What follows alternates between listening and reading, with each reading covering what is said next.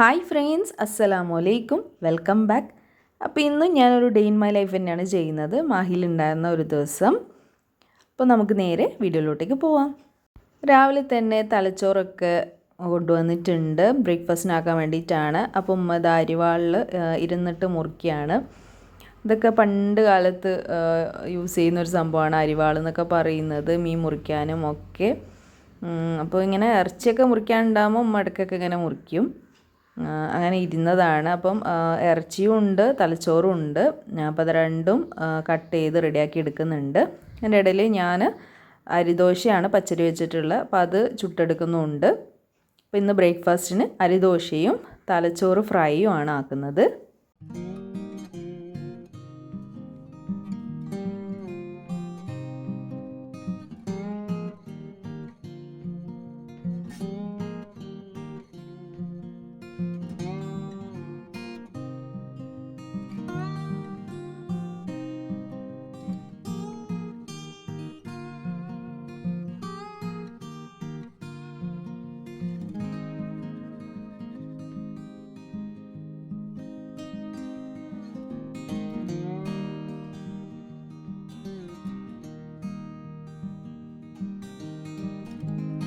അങ്ങനെ തലച്ചോറൊക്കെ ക്ലീൻ ചെയ്തെടുത്തതിന് ശേഷം ഉപ്പ്, മഞ്ഞൾ, മുളക്, ഗരം മസാല പൊടി അതൊക്കെ ഇട്ട് കൊടുത്തിട്ട് നന്നായിട്ട് തേച്ച് വെച്ചിട്ടുണ്ട്.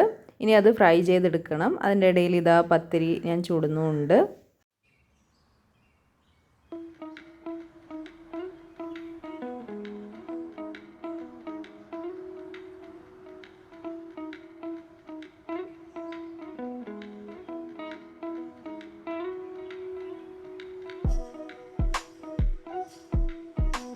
അങ്ങനെ ബ്രേക്ക്ഫാസ്റ്റ് ആവുന്ന ടൈം കൊണ്ട് ഉമ്മ ഇവിടെ ബീഫിൻ്റെ കറി ഉണ്ടാക്കുന്നുണ്ട്. അപ്പോൾ ബീഫൊക്കെ ക്ലീൻ ചെയ്തെടുത്തിട്ടുണ്ട്. അതിലേക്കുള്ള ഇഞ്ചി, വെളുത്തുള്ളി, തക്കാളി, പച്ചമുളക്, സവാള ഒക്കെ ഒരുമിച്ച് കട്ട് ചെയ്ത് ബീഫിൻ്റെ കൂടെ തന്നെ ഇട്ടിട്ട് കറി ഉണ്ടാക്കുകയാണ്. മസാലക്കറി ഉണ്ടാക്കുമല്ലോ മല്ലിപ്പൊടിയൊക്കെ ഇട്ടിട്ട്, അത് തന്നെയാണ് ഉണ്ടാക്കുന്നത്. രാത്രിയിലേക്കുള്ളത് ഇപ്പോൾ തന്നെ ഉണ്ടാക്കി വെക്കുകയാണ്. അപ്പോൾ അതൊക്കെ കൂടെ ഒരുമിച്ച് മുറിച്ചിടുന്നുണ്ട്. അതിൻ്റെ ഇടയിൽ ഇവിടെ തലച്ചോറ് വന്ന് നോക്കുമ്പോൾ ഏകദേശം ഒരു സൈഡൊക്കെ കുക്കായി വന്നിട്ടുണ്ട്. അപ്പോൾ ഇതാ എല്ലാം കൂടെ ഇട്ടിട്ട് ഇതിലേക്ക് ഉപ്പ്, പിന്നെ ഗരം മസാല പൊടി, പിന്നെ അങ്ങനെയുള്ള പൊടികളൊക്കെ ഉണ്ടല്ലോ, മഞ്ഞൾപ്പൊടി, മുളക് പൊടി, മല്ലിപ്പൊടി അതൊക്കെ ഇട്ട് കൊടുക്കുകയാണ്. എന്നിട്ട് നന്നായിട്ട് കുഴച്ചിട്ട് കുക്കറിൽ വെക്കുകയാണ്.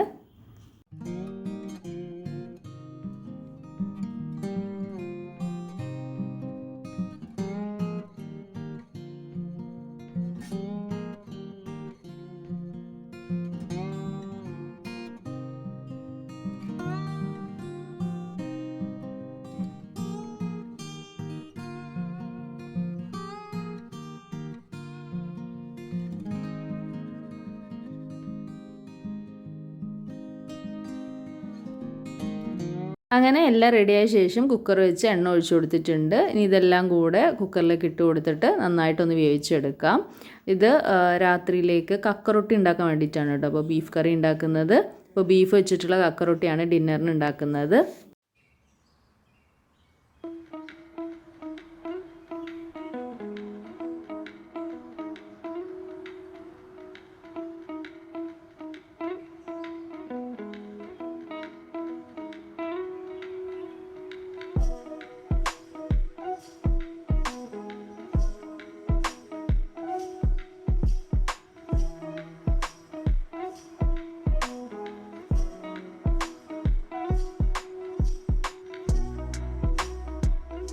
അങ്ങനെ ബ്രേക്ക്ഫാസ്റ്റ് പരിപാടിയൊക്കെ കഴിഞ്ഞതിന് ശേഷം ചോറിന് അരിയിട്ടിട്ടുണ്ട്.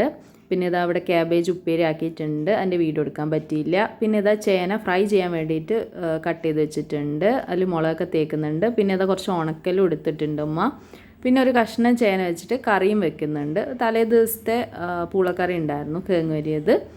അപ്പോൾ അതാ ചേനയൊക്കെ ചട്ടിയിലിട്ട് കൊടുത്തിട്ടുണ്ട് ഫ്രൈ ആവാൻ വേണ്ടിയിട്ട്. അപ്പോൾ അതാ ഉപ്പേരിയൊക്കെ എടുത്ത് മാറ്റിയിട്ടുണ്ട് അവിടുന്ന്. അങ്ങനെ ഇതാ ചേന ഫ്രൈ ആക്കാൻ അവിടെ വെച്ചിട്ടുണ്ട്. ഇനി ഇത് കറിയാക്കാനുള്ള ചേന ചെറുതാക്കി കട്ട് ചെയ്തെടുക്കുകയാണ്. ഇതിന് നമ്മളെ വീട്ടിലൊക്കെ ചേന താളിച്ചത് എന്നാട്ടോ പറയുക. അപ്പോൾ എൻ്റെ കഴിഞ്ഞ വീഡിയോയിൽ കണ്ടിട്ട് ഉമ്മൻ്റെ ഫ്രണ്ട്സൊക്കെ മെസ്സേജ് ചെയ്തിട്ടുണ്ടായിരുന്നു. മീൻ പത്തിരി, പുങ്ങപ്പത്തിരിൻ്റെ റെസിപ്പി ഇട്ടിട്ടുണ്ട്. റെസിപ്പി അല്ല, ഒരു വീഡിയോ ഇട്ടിട്ടുണ്ടായിരുന്നല്ലോ. അപ്പോൾ അവർ വെക്കുന്നതിൽ നിന്ന് വളരെ ഡിഫറെൻ്റ് ആണെന്നുള്ളത്. ചിലർ വളരെ ഡിഫറെൻ്റ് അല്ല, ചെറിയ ചെറിയ വ്യത്യാസങ്ങൾ, അതായത് തേങ്ങ വറുത്തരച്ച് വെക്കുന്നവരുണ്ട്. പിന്നെ അങ്ങനെ കുറച്ച് മാറ്റങ്ങൾ.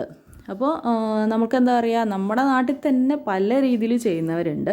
ഇപ്പോൾ ഞാനായാലും എൻ്റെ വീട്ടിൽ ഉണ്ടാക്കുന്നൊരു സംഭവം കണ്ടു പഠിച്ച്, ഇപ്പോൾ ബിരിയാണിയുടെ ആയാലും ഞാൻ മാഹിയിൽ വെക്കുന്ന കണ്ടു പഠിച്ചിട്ട്, പക്ഷേ ഞാൻ ഇവിടെ എത്തിക്കഴിഞ്ഞപ്പോൾ ഇവിടുത്തെ ഒരു കോഴിക്കോടൻ സ്റ്റൈൽ എനിക്ക് ഏകദേശമൊക്കെ അറിയാം. അപ്പോൾ ഞാൻ എൻ്റെ ഇതിൽ ചിലപ്പോൾ രണ്ടും മിക്സ് ചെയ്തിട്ടുള്ള രീതിയിലാണ് വെക്കാറുള്ളത്. അപ്പോൾ ശരിക്കും പറഞ്ഞാൽ ഓരോരുത്തർക്കും ഓരോരുത്തരുടേതായ ഒരു സ്റ്റൈലുണ്ടാവും അല്ലേ. പിന്നെ നമ്മുടെ ഉമ്മമാർ ചെയ്ത് വന്ന അത് കണ്ടിട്ട് തന്നെയാണ് നമ്മൾ പഠിക്കുക. കൂടുതലും ആ ഒരു രീതിയിൽ തന്നെയാണ് നമ്മൾ ഫോളോ ചെയ്യുക. അപ്പം ശരിക്കും പറഞ്ഞാൽ ഓരോ നാട്ടിലെന്ന് പറയാൻ പറ്റില്ല, ഓരോ വീട്ടിലും ഉണ്ടാക്കുന്നത് ഡിഫറെൻ്റ് ആയിരിക്കും. അപ്പോൾ ഇതാ ചേനൻ്റെ കറിക്കുള്ള തേങ്ങ ഒക്കെ അരച്ചെടുക്കുന്നുണ്ട്, കുറച്ച് ചോറിട്ട് കൊടുക്കുന്നുണ്ട്, നല്ലൊരു കട്ടി കിട്ടാൻ വേണ്ടിയിട്ടാണ്. ഇതിന് ചേന താളിച്ചതെന്നാണ് നമ്മുടെ വീട്ടിൽ പറയുക. ചേന മാത്രമല്ല, കർമൂസ അങ്ങനെ എന്ത് പച്ചക്കറി ആയാലും ഇതുപോലെ തേങ്ങ അരച്ച് വെക്കുന്നതിന് താളിച്ചത് എന്നാട്ടോ പറയുക. അപ്പോൾ ഇതാ ഉണക്കൽ ഫ്രൈ ചെയ്തെടുക്കുന്നുണ്ട് കുറച്ച്. അതിൻ്റെ ഇടയിൽ നമ്മുടെ മുറ്റത്ത് ഇളനീര് വീണിട്ടുണ്ടായിരുന്നു കേട്ടോ. ചൂടായിട്ടാണോ എന്നറിയില്ല, ഞാൻ പോയ മുതൽ ദിവസം ഇളനീർ കിട്ടുന്നുണ്ടായിരുന്നു.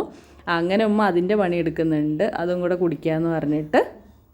പിന്നെ ചൂടായതുകൊണ്ട് തന്നെ നല്ലപോലെ വേർത്തിട്ട് നമുക്ക് നല്ലപോലെ ദാഹിക്കുകയും ചെയ്യും. കിച്ചണിലൊക്കെ നിന്ന് കഴിഞ്ഞാൽ ഒരു 2 മിനിറ്റ് നിന്നാൽ മതി, അപ്പോൾ തന്നെ വേർത്ത് കുളിക്കാൻ തുടങ്ങും. അപ്പോൾ എന്തെങ്കിലുമൊക്കെ വെള്ളം പോലെ ഇങ്ങനെ കുടിച്ചുകൊണ്ടിരിക്കുന്നത് ഏറ്റവും നല്ലതാണ്. അപ്പോൾ ഇളനീരൊക്കെ ഉണ്ടായതുകൊണ്ട് നമ്മൾ 2-3 ദിവസത്തോളം നമുക്ക് ഇളനീർ തന്നെ ഉണ്ടായിരുന്നു. അങ്ങനെ ഇതാവുമ്പോൾ ഒക്കെ വെട്ടി റെഡിയാക്കിയിട്ടുണ്ട്. അതിൻ്റെ ഇടയിൽ കറിയിൽ തേങ്ങ അരച്ചൊഴിച്ച് കൊടുത്തിട്ടുണ്ട്. അപ്പോൾ അവിടെ കറി റെഡി ആയിട്ടുണ്ട്. പിന്നെ ഇതാ ലഞ്ച് നമ്മൾ കഴിക്കാൻ തുടങ്ങിയിട്ടുണ്ട്. കൊണ്ടേക്കുമ്പോൾ ഒന്നും വീഡിയോ എടുത്തില്ല. മാങ്ങയും കട്ട് ചെയ്തെടുത്തിട്ടുണ്ട്. ചോറും മീൻ കറിയുണ്ട്, ഉപ്പേരിയുണ്ട്, ചേനക്കറിയുണ്ട്, തലേദിവസത്തെ കിഴങ്ങ് വരിയതുണ്ട്, ചേന ഫ്രൈ, ഉണക്കൽ ഫ്രൈ ഒക്കെ ഉണ്ട് കേട്ടോ. അങ്ങനെ അതൊക്കെ കൂട്ടി നമ്മൾ അടിപൊളിയായിട്ട് ഉച്ചക്കത്തെ ലഞ്ചൊക്കെ കഴിച്ചു. അങ്ങനെ ലഞ്ച് പരിപാടിയൊക്കെ കഴിഞ്ഞിട്ട് കുറച്ച് കഴിഞ്ഞിട്ടാണ് കിച്ചണിൽ വന്നത്. ഇതിപ്പോൾ കക്കറൊട്ടിക്കുള്ള അരിയാണ് കേട്ടോ സെറ്റാക്കുന്നത്. അരിപ്പൊടിയാണ് ഇതിപ്പോൾ ചെയ്യുന്നത്. എളുപ്പമാണ് അരിപ്പൊടി ആകുമ്പോൾ. സാധാരണ രീതിയിൽ അരി അരച്ചിട്ടാണ് ഉണ്ടാക്കുക. അപ്പോൾ നമ്മളിന്ന് പെട്ടെന്ന് പണി ചെയ്യാൻ വേണ്ടിയിട്ട് അരിപ്പൊടി തന്നെയാണ് കേട്ടോ എടുത്തിട്ടുള്ളത്. ഇത് പുഴുങ്ങലരിയും പച്ചരിയും മിക്സ് ചെയ്തിട്ട് പൊടിച്ചെടുത്തതാണ്. പച്ചരി കുറച്ച് കുറവായിരിക്കും, പുഴുങ്ങലരി ആയിരിക്കും കൂടുതൽ എടുക്കുക. പച്ചവെള്ളത്തിൽ തന്നെ കുഴച്ചെടുക്കാം. അപ്പോൾ അതിങ്ങനെ കുഴച്ചെടുക്കുന്നുണ്ട്. ഇതെന്ന് പറഞ്ഞാൽ അരി അരക്കുകയാണെങ്കിൽ നമ്മൾ പുഴുങ്ങലരി തന്നെ ലൈറ്റ് ചൂടുവെള്ളത്തിൽ ഒന്ന് കുതിരാൻ വേണ്ടി വെക്കും.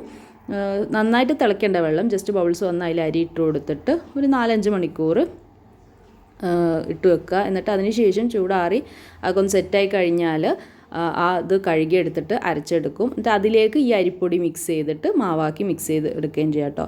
ഈ അരയ്ക്കുന്ന അരിയിലേക്ക് ഞാൻ മുമ്പ് പുഴുങ്ങപ്പത്തിരീൻ്റെ പറഞ്ഞ പോലെ തന്നെ ജീരകം, നമ്മുടെ സവാള, അങ്ങനെയുള്ള കുറച്ച് സംഭവങ്ങളൊക്കെ ചേർത്ത് കൊടുക്കുക കേട്ടോ. മസാല ചേർക്കുമെന്ന് പറയുമല്ലോ, അത് എല്ലാ അരിയിലും ചേർക്കും. അതായത് കലുമക്കായിൻ്റെ അരിയിൽ ചേർക്കും, ഈ ഒരു കക്കറൊട്ടിയിൽ ചേർക്കും, പുഴുങ്ങപ്പത്തിരിയിൽ ചേർക്കും. അതൊക്കെ നമ്മുടെ ഇഷ്ടത്തിനനുസരിച്ചാണ്. നമ്മളിവിടെ അങ്ങനെ എപ്പോഴൊന്നും ചേർക്കില്ല, ഇടയ്ക്ക് എപ്പോഴെങ്കിലും തോന്നുമ്പോൾ ചേർക്കും.